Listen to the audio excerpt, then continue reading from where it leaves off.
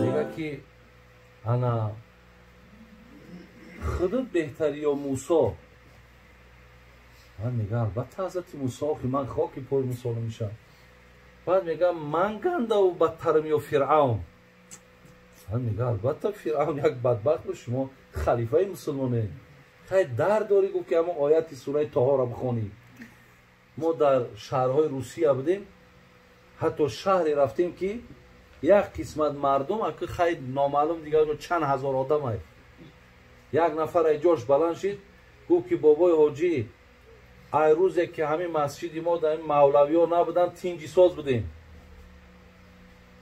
این همی جگو مولوی ها آمدن گو روز نداریم. یعنی هر روز این همی یک کشاکش، یک نافهمی و این همی هر کی برای نفس خودش یک چیز میکنه.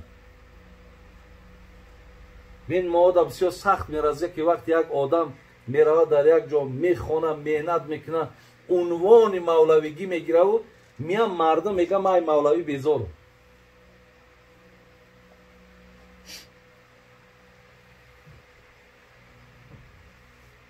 همین دعوت های ما برادرات. ولی یک قصه را خوانده بودم، میگه هارون الرشید هم خلیفه مسلمان بود که میگه وقتی که در همون حجرش بود میگه یک نفری میگه پیش در آمد.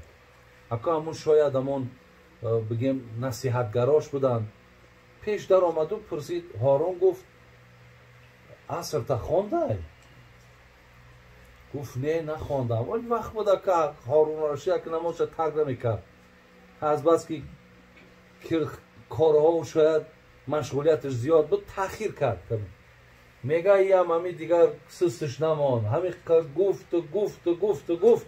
شاید برنامه نادرست بود. ولی من بسیار جاده میگم که آخی آدم به یک طریقی باید دعوت کردن در کار که همون آدم با میلش پیدا شود. من خودم شاهدم آدمایی بود که بار اول در صحبت شتگی بودن، بار اول که پهلواش میگفتن که به خدا قسم اگر بسم الله را میشنید یا دیسک یا کاسیت هم میگفت ماشین میپرتافتش.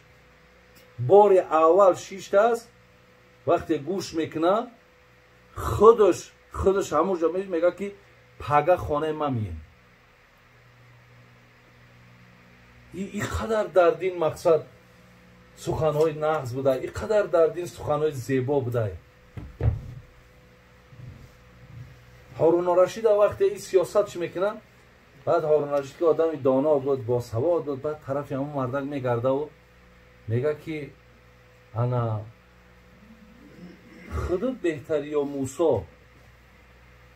من میگم البته حضرت موسی که من خاکی پای موسی میشم. بعد میگم من گنده و بدترم یا فرعون. من میگم البته فرعون یک بدبخت بود، شما خلیفه مسلمانه. خیلی درد داری گفت که اما آیت سوره طه را بخونی. آخی فرعون همون موسی چخیل دعوت کرد؟ اما فرعون نیستیم که. یعنی نمیشید مقصد خیلی محلش تأخیر کم. حضرت مقصد وقت رفتیست یکی مبادای نمازی اصل ترک نشد، بس آدم میفهمده که خودش میفهمه.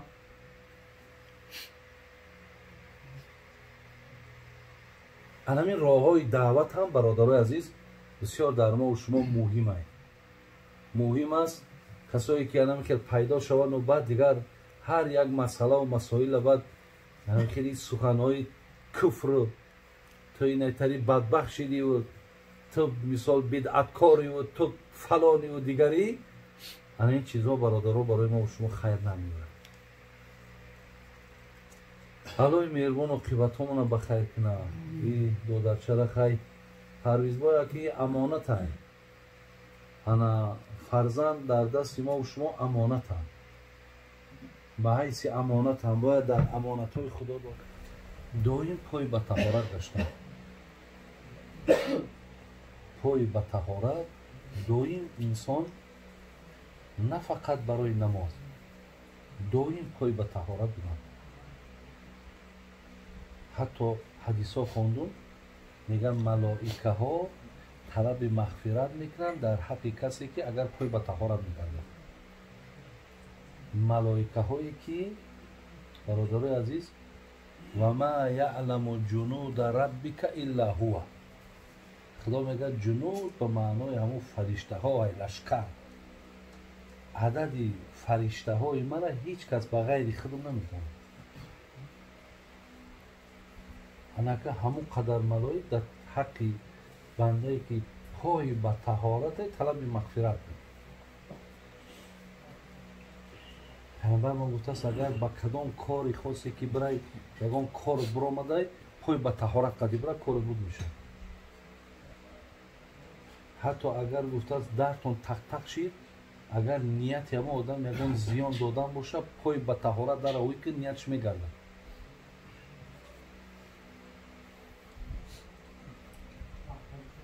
پیامبر میگه کسی اگر در جای خوابش به طهارت خواب میکنه حکم مسجد داره. یعنی او در مسجده، نفساش میگه تسبیح های، ساعت های خوابش نمازه. کسی به طهارت خواب کنه. همین بسیار نیکی های زیاد داره. همین چیزا روایت کنیم برادر عزیز بسیار خوبه.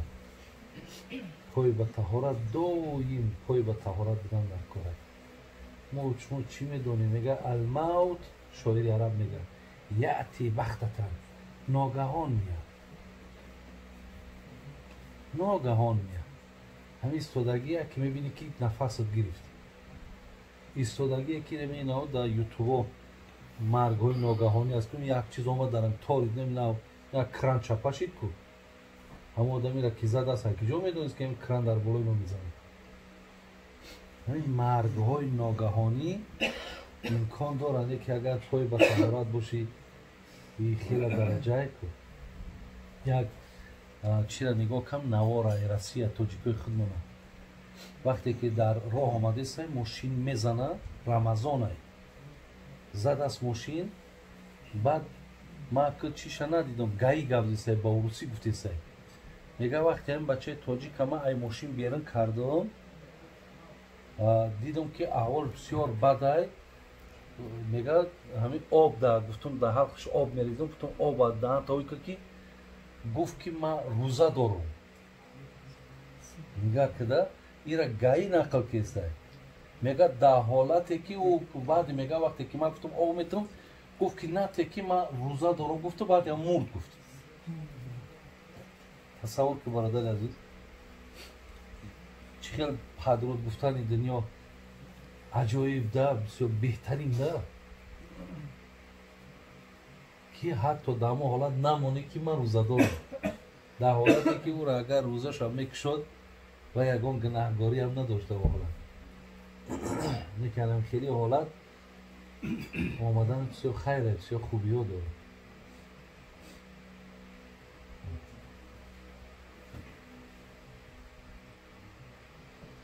خیلی خدا که نکرد که خاتمه اونا به خیر کنه. وقتی میگه جهاد میگه انجام یافت پیامبر ما گفت که من سعد ابن ربیع را نمیبینم. بعد یکی از نفرها را میگه همه حضرت زیده میگه دید که حضرت سعد یارداری وزبی میشید است. آخران همون لحظه عکاش مونده. بعد اینجا پیامبر پیغامش کرد که مبادایی که اگر حضرت به نور نبوت میدونست خودش مبادایی اگر یک لحظه های آخرش باشد سلام پیامبر را برسانش. میگه وقتی آمد میگه به نزدش دیدش که حالت بسیار حالت ناگواره. میگه مقصد قریب لحظه های آخر گفت که حبیبی خدا سلامت بود. انا چی پیغام داری گو با پیامبر؟ میگه حضرت همین که دم آخرش که بود همین قبول که از من هم سلام بگو لیکن انا پیغام مرا به همه جمع اصحاب برسون که اگر در پای محمد خاری بخلم شما حق زندگی در روی دنیا ندارید.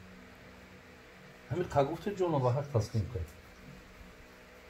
این دم آخری سعد ابن ربیع هم همین بود که اگر و شرط پیامبر در پشت خور بخله و شما در قید حیات زندگی کردن در حق ندارید. دیگه همین را گفت جناب به حق آمد پیامبر در پیغام رسول که حضرت همین خیلی است که دمهای آخری هست که برادر عزیزی را خداوند اگر به کسی نصیب کنه. یا قصه همین احد عبدالله ابن جحش نقل میکنه که یکی از صحابه به نام سعد ابن ابی وقاص میگه که من در پهلوش بودم، میگه دستش برداشت و پروردگارا من از همین طرف احد گفت بوی جنت احساس کردم. من دست ما میبردانم خدای مهربان من همین معرکه در اشتراک کنم، همین جهاد در اشتراک کنم، یکی بازگشت رو نشود. خدایا گفت مرا با دشمنهای بسیار سرسخت روبرو کرد تا اونها از دست من کشته شود و منم از دست یکی از اونها کشته شوم. بعد از آن شکم مرا پاره کنه، گوشی مرا ببره، بینی مرا ببره، لب ما ببره و خدای مهربان روز قیامت نه که به همین طریق مرا میدان قیامت ده حاضر کنه. همین قبل پرسیم که عبدالله ای چی احواله؟ ما بگم خدایا همش در راه تو دادگی. سعد ابن ابی وقاص میگه قسم به خدا میگه ما در احد آمدیم پیش ده همون بسیاری از کلان ها کشته شدگی بود، عیناً همون شکم پاره، همون لبا همه بریدگی بود. یعنی گفت دعای او قبول شد، دعای ما قبول نشد.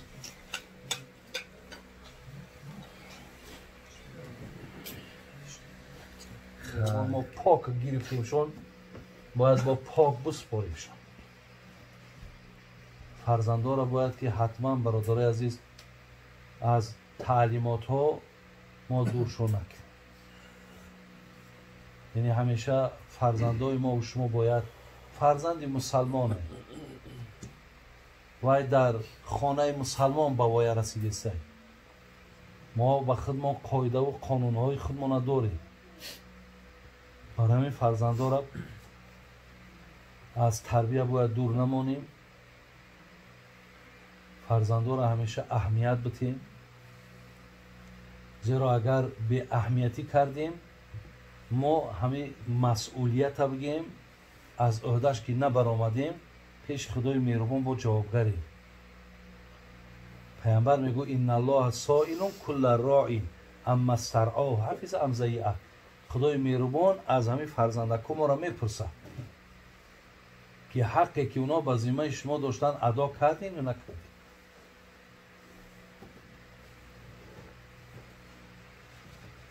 خدای مهربان بازم احسان ها را قبول گردانه و خاتمه را بخیر کنه و محبت و توفیقامون را به سوی دین زیاد بگردانه و آن چیزی را که رسانیدیم خدای مهربان توفیق عمل کردن شد بر یکایک ما و شما نصیب گردانه. اهدنا الصراط المستقیم صراط الذین انعمت علیهم غیر المغضوب علیهم ولا الضالین. آمین یا رب.